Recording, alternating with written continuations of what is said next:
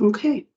Well, it is 1 o'clock, and if it's okay with the director and the chancellor, we can go ahead and get started. Sound good? Okay. Wonderful.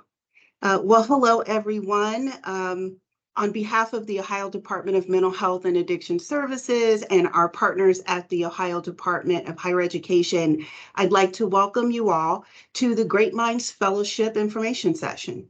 My name is Jamie Carmichael. I'm Assistant Director of Community Planning and Collaboration here at the Department of Mental Health and Addiction Services. Our session today is for our behavioral health providers across the state.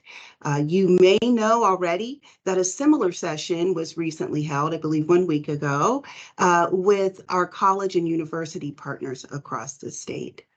So we're very happy to be here and to be able to talk with you about this opportunity. I'm joined today by several members of our state team who you're going to hear from, including Director Lori Chris, Director of the Ohio Department of Mental Health and Addiction Services, and Ohio Department of Higher Education Chancellor Randy Gardner. They're going to help walk us through an update on our behavioral health workforce development efforts and announce this wonderful Great Minds Fellowship opportunity. Today, you're going to get a full overview of the new program, and we're also going to be able to share some tools with you that we've created to support you in participating and helping to implement this fellowship program. So to kick us off, I'd like to introduce Director Lori Chris. Director?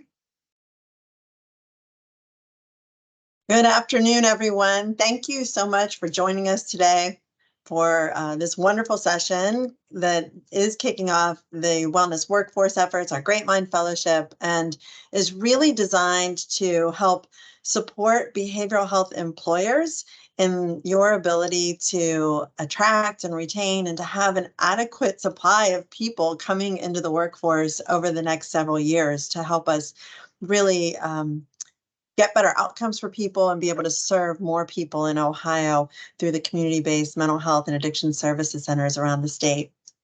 Exciting opportunities are underway to increase support for Ohio's behavioral health workforce and employers.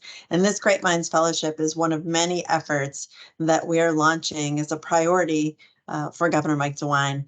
Alongside increasing community capacity and kickstarting innovation and research, growing Ohio's mental health and addiction workforce takes center stage in the governor's priorities. And if you've heard him speak in his State of the State address and in his budget introductions, he's talked about making sure that people see behavioral health as healthcare and that our workforce is valued and supported and hailed as heroic. And so this Great Minds Fellowship is one way that we're demonstrating those efforts. At our department, we're proud to be leading this work in collaboration with so many community partners and with other parts of state government. And none more a partner than Chancellor Gardner and his team at the Ohio Department of Higher Education.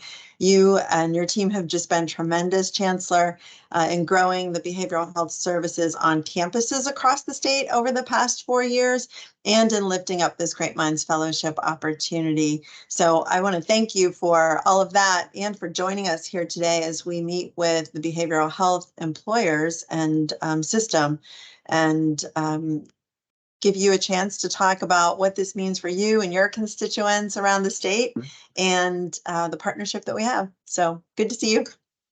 Great. Great to be with you again, Director. And thank you very much for that very kind introduction.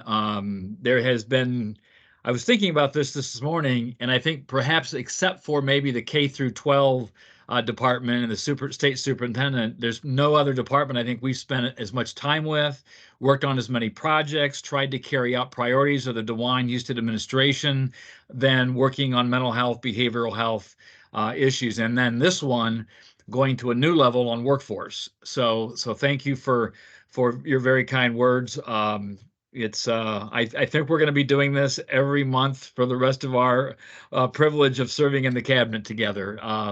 But it's important work, and we even started. The governor was very interested in this work from day one. And remember, we had a statewide conference in May of 2019, just a few months in, that was the first one of its kind that Ohio had ever hosted. And you and I helped work on that project. And what some people may not remember, if you don't know, Ohio was the first state in the country to prioritize discretionary federal funds for mental health on campus during the pandemic. And it was $13.5 million directly, and another $3 million or so that the Department of Mental Health worked with community agencies to support the effort. So this is not something we just came up with a few months ago or even a year ago. This is an ongoing priority of the governor, and clearly another thank you, ongoing priority to all of you out there across the state who are in the field, in a not so easy to navigate field sometimes. And that's why this program, that's why the Great Minds Fellowship. We had a seminar or webinar last week with college universities across the state. I think 56 of them are officially part of the initial rolling out of this program, and they are excited about it. They're already thinking of other innovative ways they can partner with many of you. Some of you already have these partnerships, and we look forward to your additional ideas and your innovative ways that we can stretch our dollars and our workforce opportunities as far as we can, because we know the need is so great. With that, I'm just, just pleased to work with you, to be a part of this. I am going to not be a prominent part of the rest of this seminar because people with the department, to some degree, the Department of Higher Ed, but mostly the Department of Mental Health and Behavioral or Addiction Services, are the ones that have really put together that direct linkage with many of you out in the field. And so I think it's most appropriate that they provide the bulk of the information today, but we're in this together, and it's an honor to serve in the cabinet, and of course to work with Director Chris, one of the really essential members, key members of the governor's cabinet. Welcome, everyone.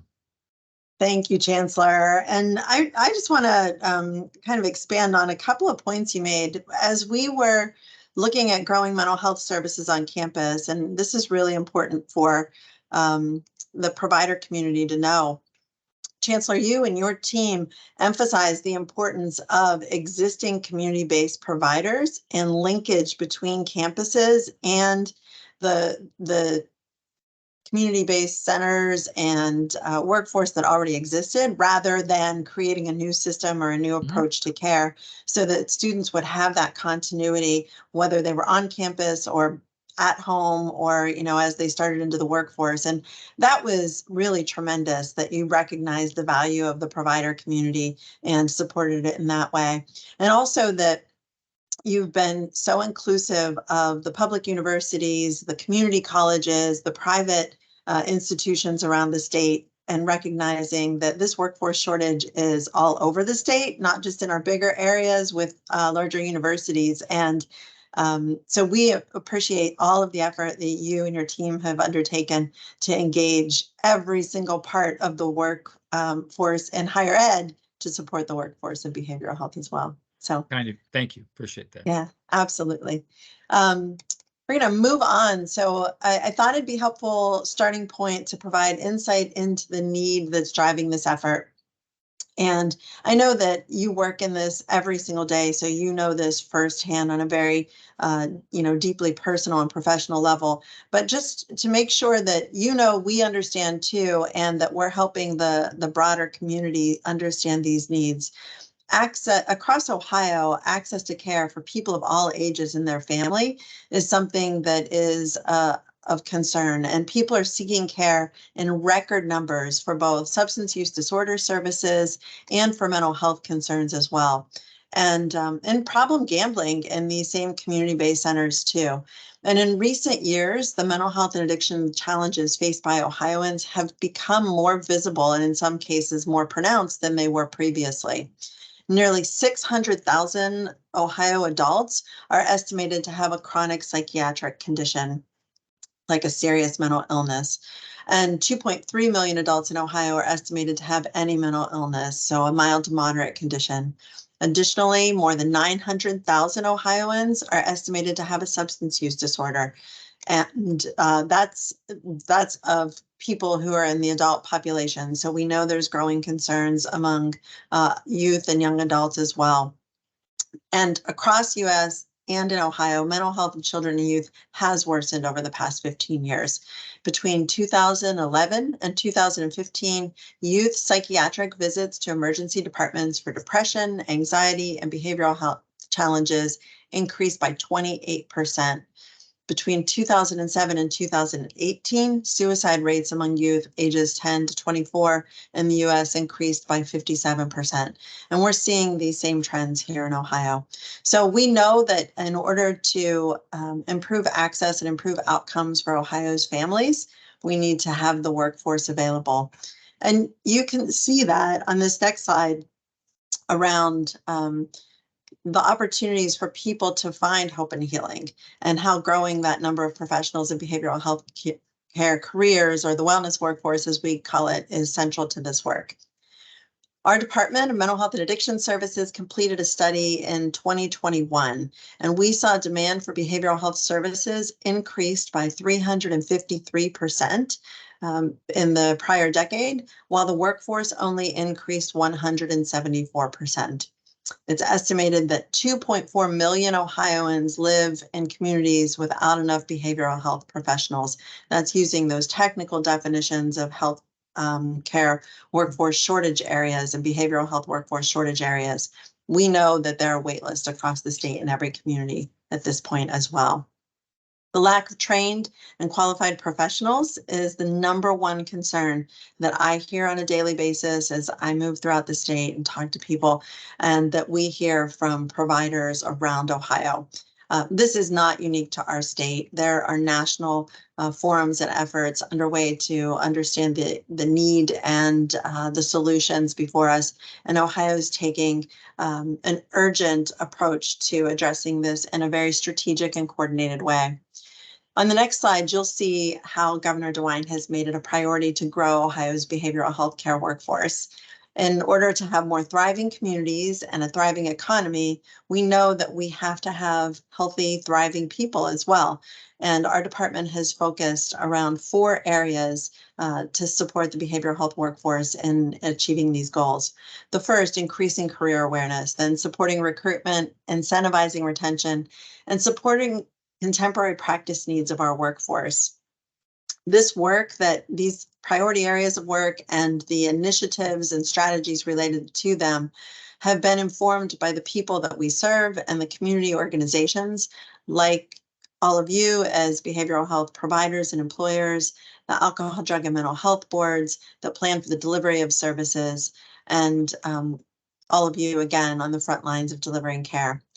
And we're also focused on increasing the diversity of our workforce, because it's important that Ohioans receiving behavioral health care services can see themselves and the professionals that are caring for them. It will help them grow in their trust and confidence that we are able to meet their needs and help them in a way that's culturally and linguistically competent as we start to expand opportunities for a more diversified workforce. The Great Minds Fellowship Program that we're talking about today supports the first 3 pillars of the work that you see here. There has been specific federal funding made available through the American Rescue Plan Act that allows us to develop this effort of building the pipeline of behavioral health care professionals who work specifically in Ohio's community mental health and addiction centers. And those are those centers that provide care, treatment, and services to Ohio's Medicaid eligible population on a large scale basis. These workforce development efforts are specifically for home and community-based services that are delivered by community behavioral health centers that are regulated by the Department of Mental Health and Addiction Services. So that's the effort that you see here before us.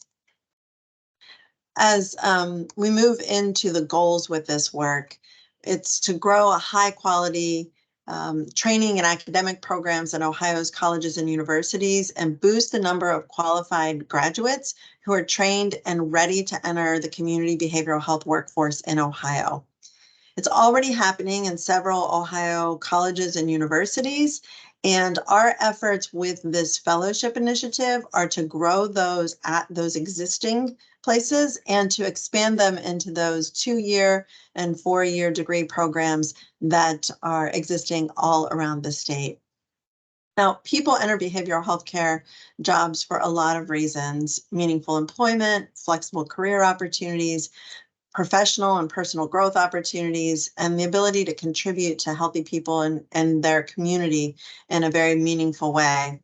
I know myself as a social worker with 30 years of experience in the behavioral health field, I know firsthand how important the science that I learned in my studies at social work school and the experience that I got in my internships at both the undergraduate and graduate level certainly provided me with the education that I needed and the practice experience that I needed for my career, and for the ability to really contribute to the health and wellness of Ohioans.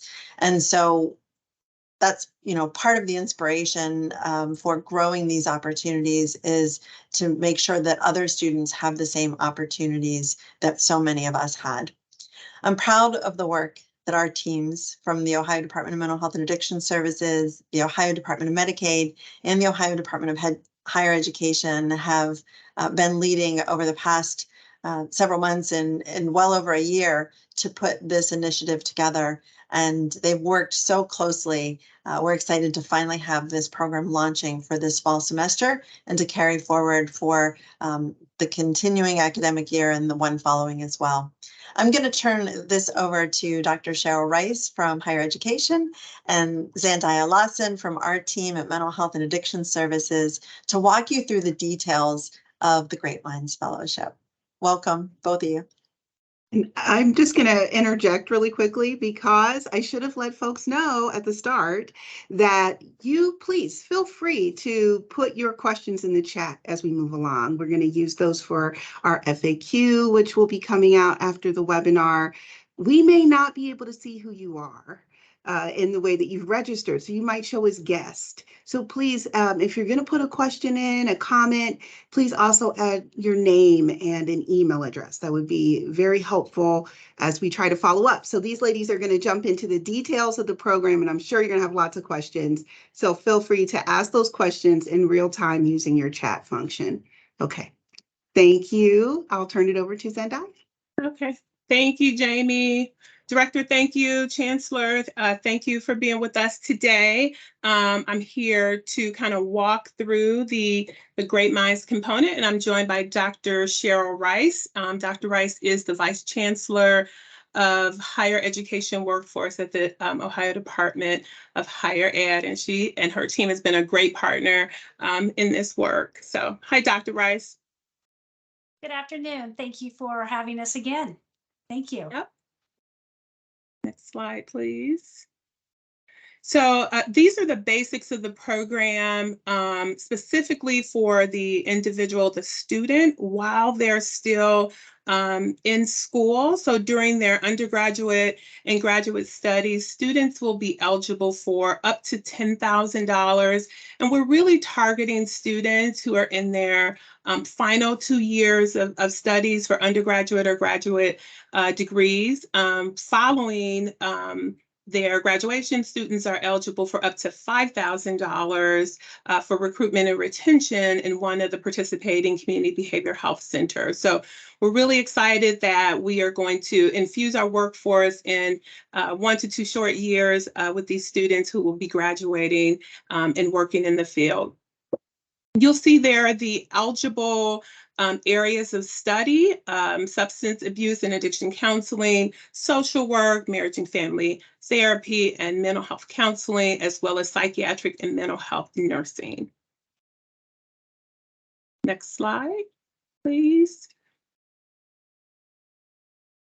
So in terms of the allowable expenses for these students, we talk to our colleges and universities about the needs that students have. And these were the areas that those colleges and universities really thought could support students getting over the finish line. So the students will be able to use that $10,000 for scholarship opportunities, for paid internships, for preparation and examination costs for license certification, as well as any other things that will help them kind of get over the finish line to complete their degree. These dollars, and Dr. Rice will talk about this in a second, but these dollars will be administered through the college or the university. Next slide, please. So we talked about kind of the pot of funds, and we talked about higher ed, and they will ensure that the students who are eligible are provided the $10,000 based on the student's needs and the desires of how they choose to utilize that $10,000. I do want to just kind of underscore what the director said earlier about these dollars being ARPA dollars to support workforce development efforts for home and community-based services that are delivered by our community behavioral health providers.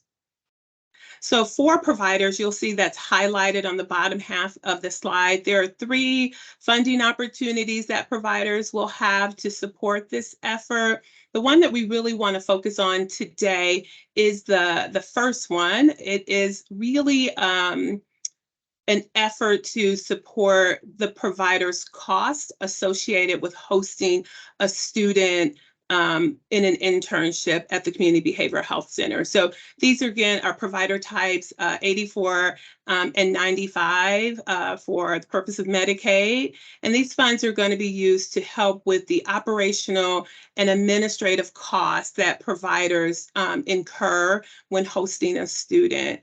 And the aim of these funds are really to ensure that a student has a quality experience while they are at the behavioral health setting during their internships. And so providers can use this fund for supervision costs, the cost that it costs the organization to host a student, HR activities such as onboarding or any additional training, any IT support needs that the student may have. And so this is really focused on and really aimed at ensuring that students have a good quality experience.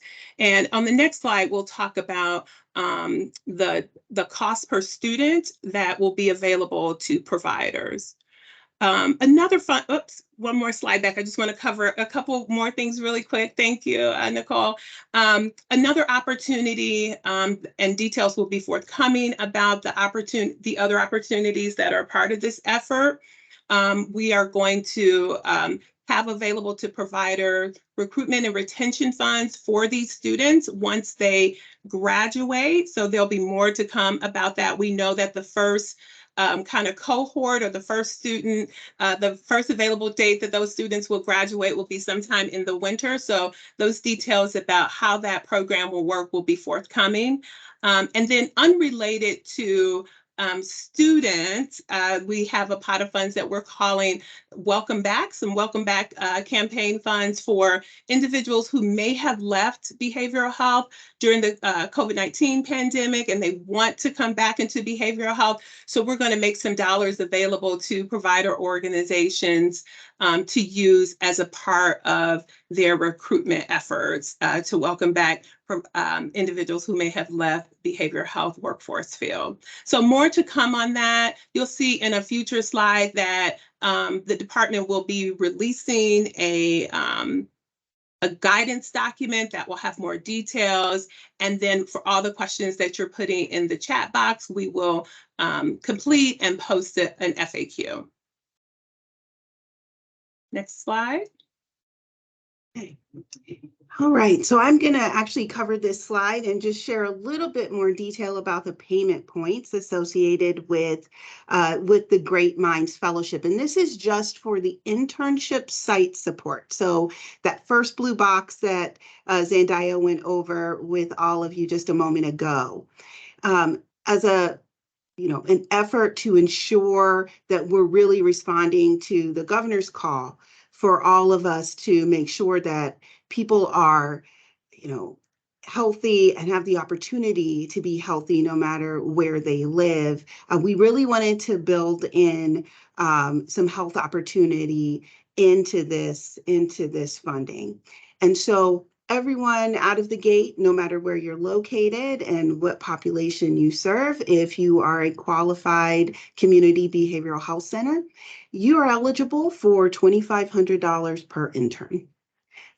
So that's for every intern that you commit to hosting, we will provide $2,500 just for that internship site support. Of course, there are other dollars that Zendaya mentioned that are forthcoming for recruitment and retention funds, but just for that internship site support, $2,500 per intern. However, if you are located and the internship is located, the intern will actually be delivering services in an Ohio Health Improvement Zone or in a HRSA-defined behavioral health care shortage area, you actually qualify for $3,000 per intern.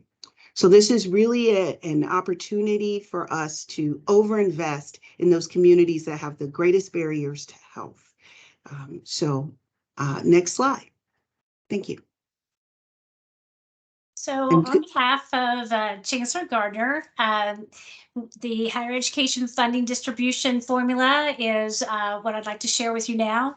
The Ohio Department of Higher Education will award our colleges and universities eligible for scholarship funds, and those participating institutions will then be entered into a grant agreement with ODHE that specifies the eligible SIPs and the total funding. Just as a reminder, I know we've talked through them, but we have social work, we have marriage and family therapy, we have mental health counseling and counselor, we have psychiatric healthcare nurse and nursing, and substance abuse and addiction counseling. Those 7 SIPs are what are eligible for students in that pipeline in those pathways for the up to $10,000. Next slide, please.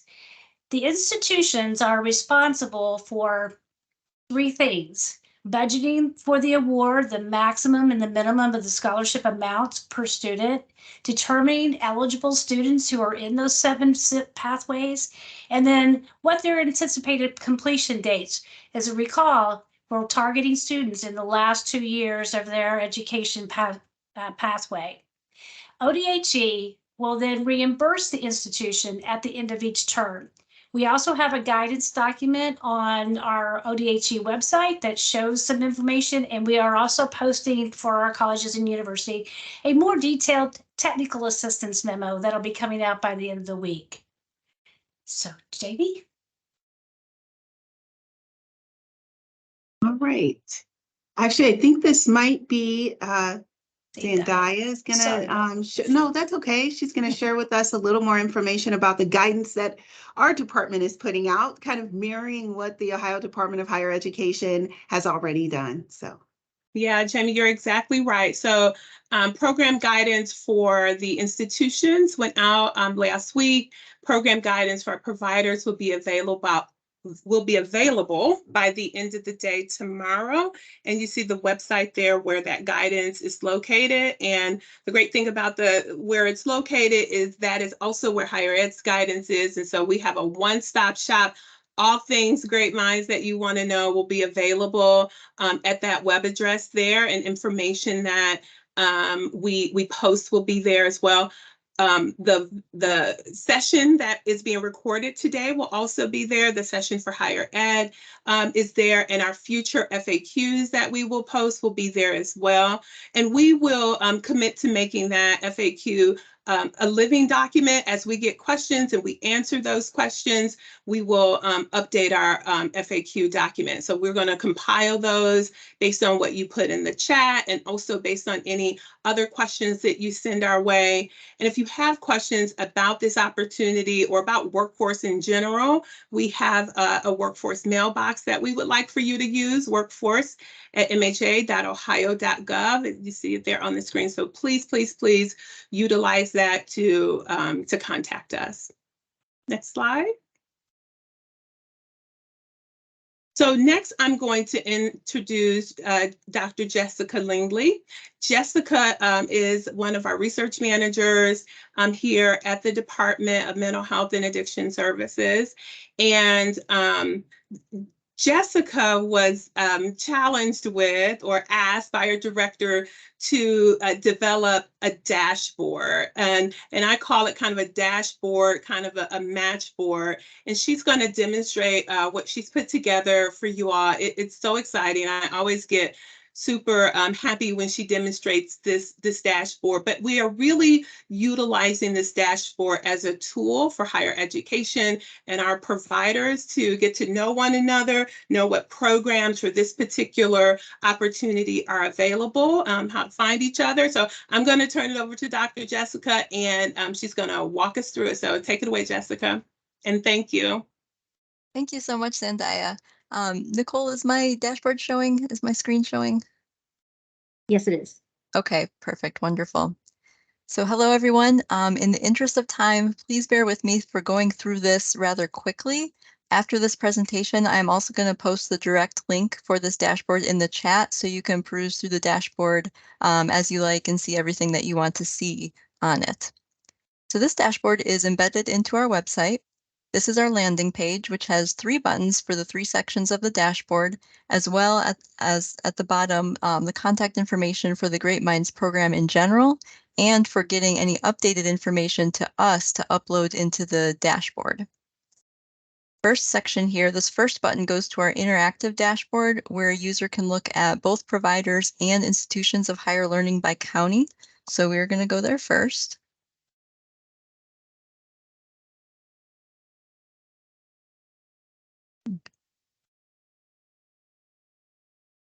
To the left, you can see there's a short description and some tips for how to navigate.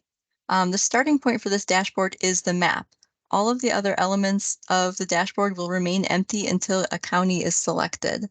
I am going to select Franklin County to show us what it looks like.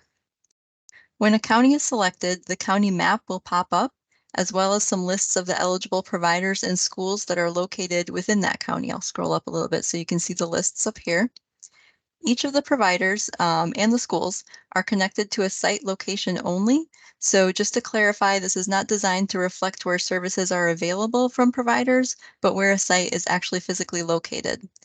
Users can click on multiple counties by holding down the control button while they're clicking on another county, and that county will pop up as well, and the lists will be updated to have information from both of those counties. And you can do that with multiple counties. It doesn't have to be just 2.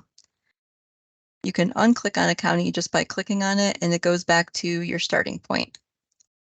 Okay. I'm going to scroll down a little bit more so you can see the map again.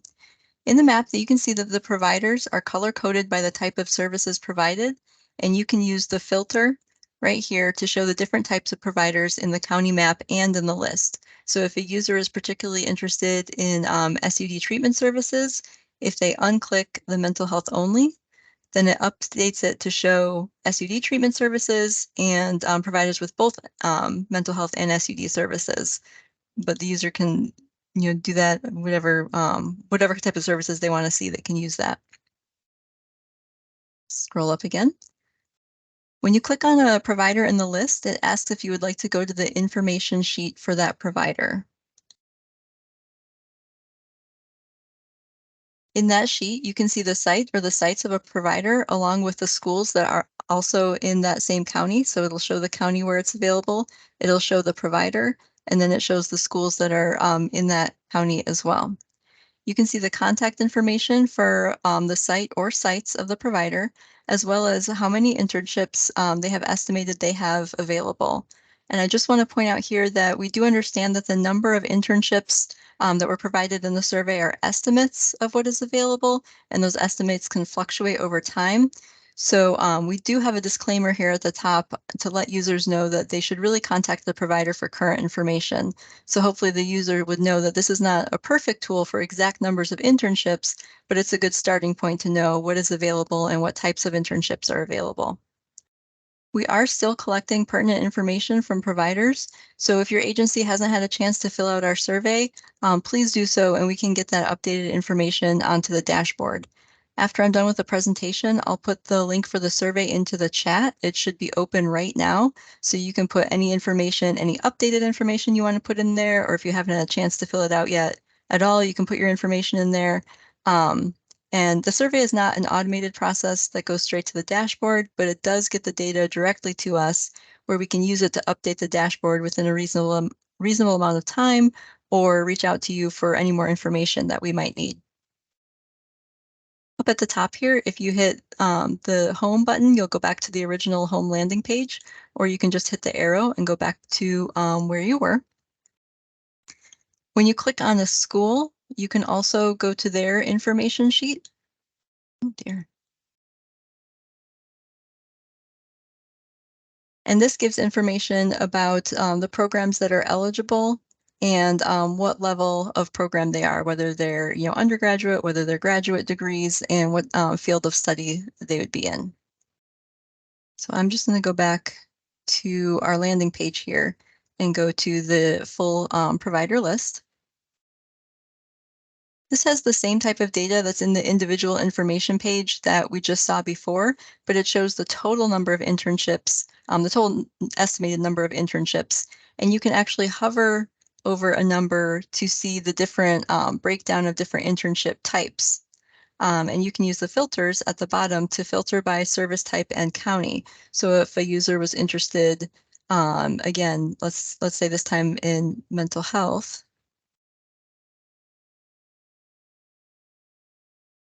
they can use those filters and it will filter it down. And they can also put in the counties that they're interested in. I know these aren't contiguous counties, but I'm just going to put these in here just to show. It'll make the list a little bit shorter and it'll have just information from those particular counties. Finally, the last button on the landing page shows the institutions of higher learning with eligible degree and certificate programs. In the interest of time, we won't go over this a lot, but you can see it's set up in a similar way. It has all of that similar information that we looked at before. And again, I'm going to post the link to the provider survey to update your information and the direct link to this dashboard in the chat so you can peruse each page. And thank you very much.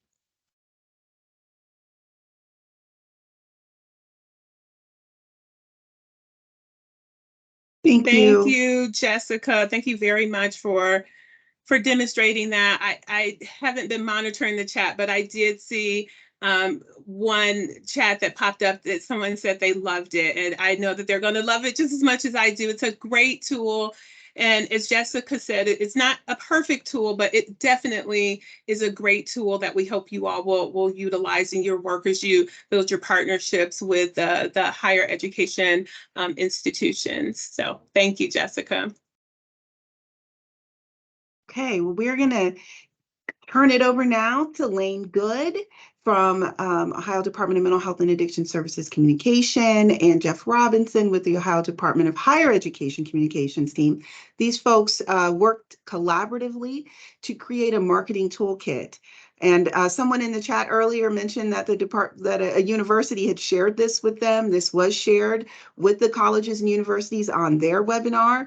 But we want to make sure that you have this too, because we know you already have relationships with interns and with students. And so we're hoping this will be helpful to you in your recruitment efforts as well. So Lane? Yes, thank you. Along with all of these amazing tools and resources that everybody has been talking about today, we wanted to give you all the resources to promote and really recruit everyone into your workforce through this great program. So Nicole, you can go to the next slide. On the website, on the right-hand side, there are several different links there. We've got some logos that you all can use to co-brand some materials if you have existing documents that you want to add to that. We also have program fact sheets that you can use to help educate your own employees, but also anybody else that you come across who may be interested in the program. And then we also have several social media posts that can be taken and used. We've got some that are both for the colleges and universities, but also some that are specific to providers who are maybe recruiting interns or even just in general hiring in the behavioral health field. And then we also have an informational video from both of our directors who kind of explain the Great Minds process and the great program that exists today. So all of that is available to you guys. The social media graphics and the program fact sheet they have space on them to co-brand if you would like to use and put your agency's logo on there as you use them on your social media platforms. And same thing goes for the fact sheet. So we've got some brand guidelines and lots of really great tools on there. We're excited for you all to be able to use this and really start promoting Great Minds and hopefully helping recruit some new people into this workforce. I will turn it back over to you, Jamie. Thank you. Thank you, Lane. Okay, so let's talk about next steps. So right now, the marketing toolkit is available along with the guidance document that was put out through the Ohio Department of Higher Education to colleges and universities. By close of business tomorrow, we will also have the program guidance specific to behavioral health employers available for your use. And then we're going to compile questions. So spend some time with that guidance. If you could, quickly turn around those questions, submit them to the email address that's been shared here with you today. We're going to take the questions you've asked today in the FAQ, today in the chat, along with the questions that we get into the mailbox and create an FAQ and try to turn that around pretty quickly for everyone so that you are crystal clear on the program and the requirements and opportunities. The behavioral health dashboard that you just saw, we recognize that not everyone maybe learns, that visual way that quickly. Like Jessica said, she kind of had to speed through that. So we are going to offer some more opportunities for further demonstration of that tool so folks can really get familiar with it. And we'll also offer some demonstrations of how to know if you're in an Ohio Health Improvement Zone. How do you know if you're in a health shortage area as designated by HRSA? There'll be some directions in the guidance document, but certainly we want to offer some hands-on demonstration opportunities as well. So those are our next steps. Next slide, please. And before I invite the director and the chancellor for any closing remarks, just want to again put these important resources up here for you. Please visit highered.ohio.gov/greatminds and send us your questions. workforce@mha.ohio.gov. I want to thank all of the wonderful presenters today, and I'll turn it over to Chancellor Gardner and Director Chris for closing comments. Thank you. Thank you, everyone, for attending today. I know we provided a lot of information. There's a number of questions coming in. We will be answering those in the FAQ, noting that those of you on this call are interested in receiving that. We'll also be pushing information out through our News Now, our electronic newsletter. And if you aren't subscribed to that, I would encourage you to go to our website and subscribe for News Now. It's a great way to stay in touch with a lot of information about the behavioral health field, opportunities through the department, and it's a good way to see that information very quickly as it becomes available. So make sure you do that as well. I also want to say that we are so excited about launching this and really looking forward to meeting the people who are going to be the fellows and engaged in the workforce and connecting with all of you to hear your experience on this as well.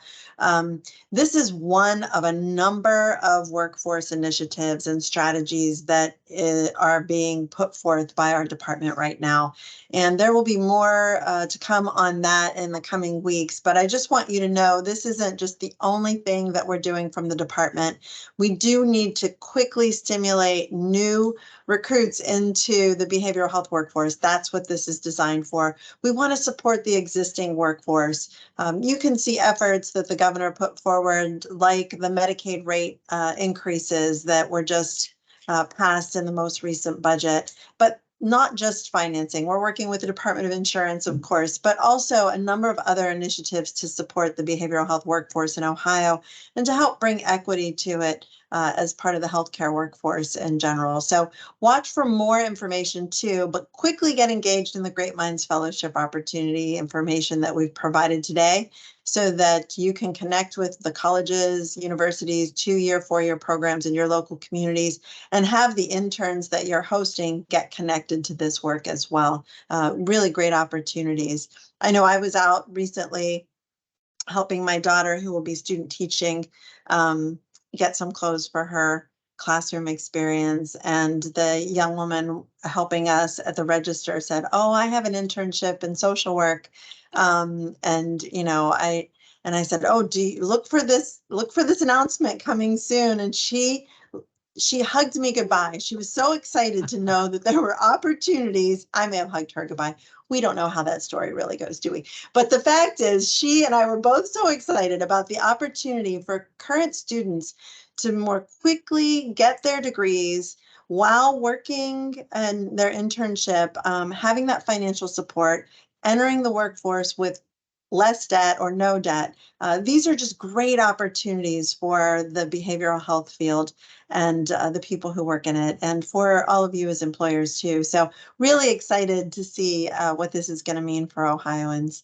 I'll turn it over to Chancellor Gardner, who I always prefer has the last word. So anything you'd like to add, Well, Chancellor? I don't know about the last word this time, but I can't top the hug story. But that's terrific.